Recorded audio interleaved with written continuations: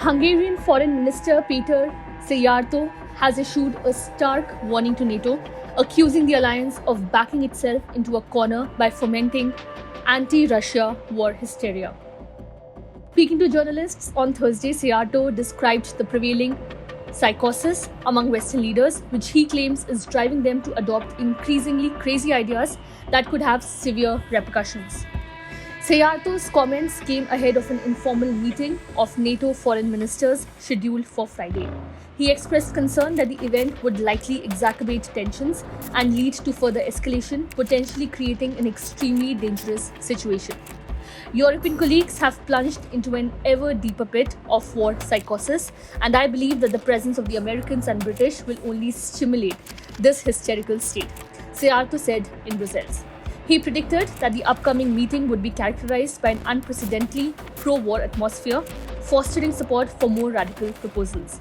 One such proposal, according to Szijjártó, involves allowing Kyiv to use Western weapons to conduct strikes deep inside Russia.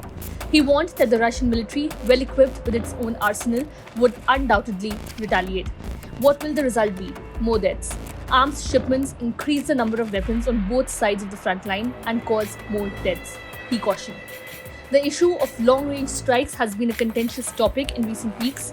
In early May, UK Foreign Secretary David Cameron stated that Kyiv has the right to use British weapons to target sites within Russia. Following this, NATO Secretary General Jens Stoltenberg called on Western donors to permit Ukraine to carry out such attacks, a stance supported by Latvian President Edgars Rinkēvičs and other NATO members including Poland, France and Germany. According to reports by the New York Times, US President Joe Biden may soon lift the restrictions on Ukraine's use of US-supplied weapons for strikes on Russian territory.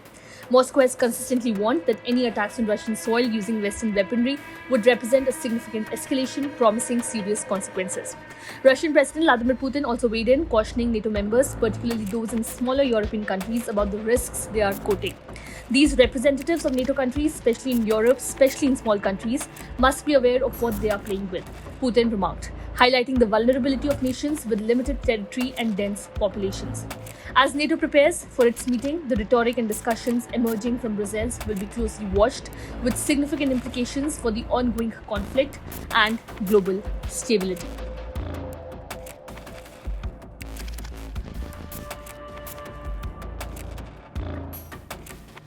Subscribe to One India channel and never miss an update.